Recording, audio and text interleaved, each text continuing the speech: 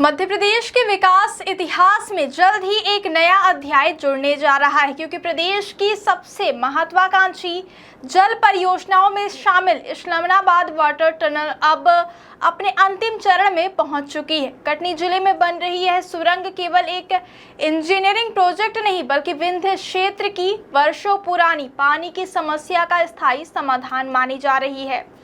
इस टनल के पूरा होते ही पहली बार नर्मदा नदी का पानी विंध्य पर्वतमाला को पार कर उन इलाकों तक पहुंचेगा जहां दशकों से पेयजल और सिंचाई की समस्या बनी हुई है। यानी अब नर्मदा का जल विंध्य की धरती को सींचेगा और लाखों लोगों के जीवन में बड़ा बदलाव लेकर आएगा। करीब 17 वर्षों से निर्माणाधीन यह मेगा प्रोजेक्ट अब अपने अंतिम पड़ाव पर है। अधिकारियों के मुताबिक जून के अंत तक सुरंग की खुदाई पूरी होने की उम्मीद है। करीब 11.95 किलोमीटर लंबी यह भूमिगत टनल देश की सबसे लंबी वाटर टनल मानी जा रही है।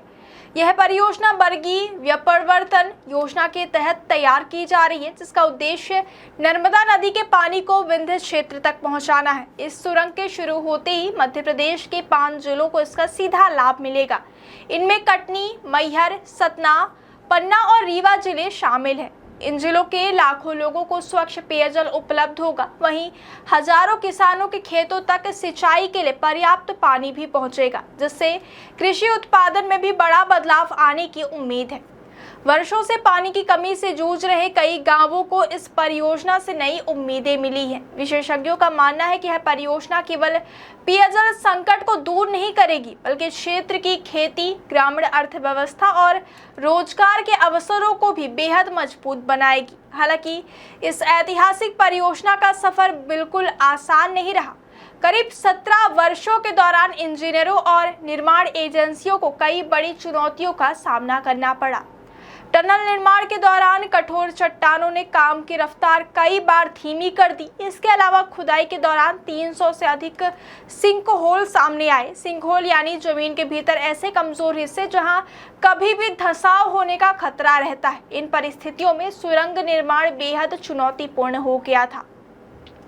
बताया जाता है कि इस परियोजना में अत्याधुनिक अमेरिकी मशीनों का भी उपयोग किया गया, लेकिन कठिन भौगोलिक परिस्थितियों के कारण कई जगह ये मशीनें भी अपेक्षित गति से काम नहीं कर सकी। इसके बावजूद इंजीनियरों और तकनीकी विशेषज्ञों ने लगातार प्रयास जारी रखे और अब परियोजना अपने अंतिम चरण तक पहुंच चुकी है। अधिकारियों के मुताबिक पूरी सुरंग में अब केवल लगभग 85 मीटर की खुदाई बाकी रह गई है। जैसे ही यह अंतिम हिस्सा पूरा होगा, वैसे ही देश की सबसे लंबी वाटर टनल का निर्माण कार्य लगभग पूरा माना जाएगा।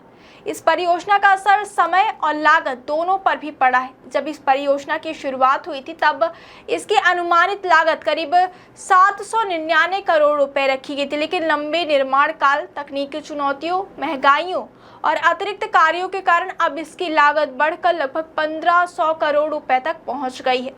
हालांकि विशेषज्ञों का मानना है कि इतनी बड़ी जल परियोजना का दीर्घकालिक लाभ इसकी लागत से कहीं अधिक होगा, क्योंकि आने वाले वर्षों में लाखों लोगों को स्थायी जल आपूर्ति मिलेगी और किसानों को सिंचाई के लिए भरोसेमंद पानी उपलब्ध होगा। इस परियोजना के पूरा होने के बाद विंध्य क्षेत्र में जल संकट काफी हद तक कम होने की उम्मीद जताई जा रही है। साथ ही कृषि उत्पादन बढ़ने से किसानों की आय में भी सुधार हो सकता है।